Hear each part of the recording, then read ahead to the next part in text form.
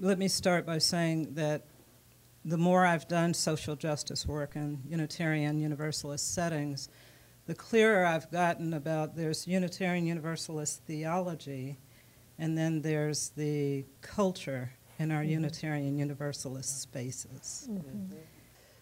We just got back from Africa. We watched Unitarian Universalism through Nigerian culture, services completely in Yoruba, and they see themselves as Unitarian Universalists. And in Kenya, with 16 different tribes at the table, different languages and different ways of being, worshiping Unitarian Universalism.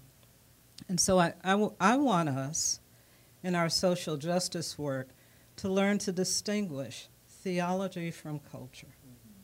And let our grounding outside of both of those, let our grounding for social justice be in community, and see how that reshapes our theology and our culture. And that's what I've been missing in a lot of our UU spaces, and what I think All Souls in many ways embodies. It's a struggle, but we've embodied it in the past and we've worked toward it, but that piece I think needs to be clarified.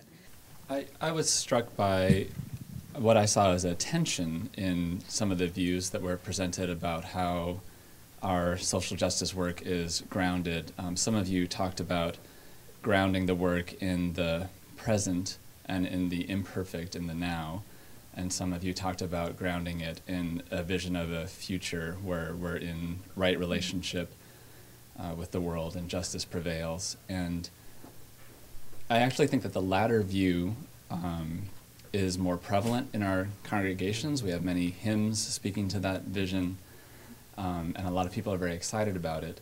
But I also think there's wisdom and excitement that I feel in the vision of grounding theological work in the imperfect. I imagine that this will be a discussion in our congregations, that we're not going to come out one way or the other, but the different viewpoints will be inspiring to different people. And what would it look like to do justice work from that conversation of theologies in our congregations?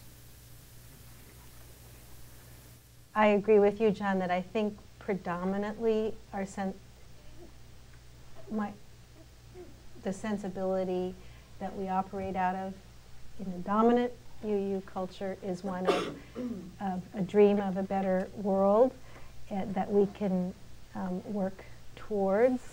The theological critique is that it involves one spiritually and always relating to the present as a deficient in, and the vision or the dream becomes a commanding ideal that requires our hard work or our obedience.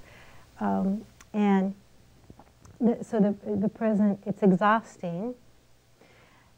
We've never worked hard enough, and it also primarily engages our capacities of will, determination, decision making.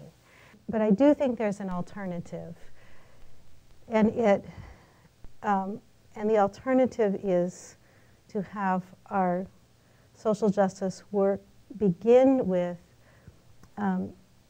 attunement and attention to the realities here and now, which include the blessings and beauty and goodness that is right here, as well as the legacies of tragedy, the inheritances of injustice that are acting themselves out now and are carried in our bodies and in our communities. It's all here. All of those things that are responsive to what is here call on our emotional capacities and our sensual capacities, our senses and our feelings, our bodies, our embodiment, in a different way than working for a dream of what could be does. It's almost like moving from imagination to gut. In thinking about, why Unitarian Universalist communities might tilt more towards that future, there's two things I'd throw out just at the brainstorming level. One would be just the paradox that we're this way even though we're completely allergic to talking about heaven. So we've kind of repudiated the predominant Christian way of doing that future thing. but somehow we're more that way rather than less as a result. That there's some kind of funky psychological balance going on. But then the other piece would just be, that the overwhelming majority of individuals in our congregation, or of adults in our congregations, have changed religious affiliation at least once in our lives. And so, this common experience of having to make that sharp break, I think naming that might be part of the therapy of attending more to the present. Of having, now I didn't follow you. So many of us have broken with important parts of our past.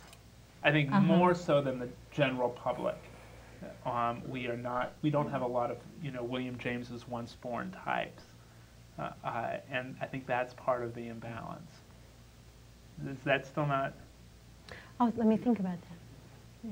Well, let's us think about that too. What do you make of the evocative, unfinished exchange between Dan and Rebecca? What difference do you think it makes if we ground our social justice work in the imperfect present, as opposed to focusing on the future, where, in the words of one of my favorite hymns, we'll build a land? John Millspaugh's question caused me to take a hymnal and look through it with the question of where we ground our hope. I commend that activity to you. It's interesting to examine.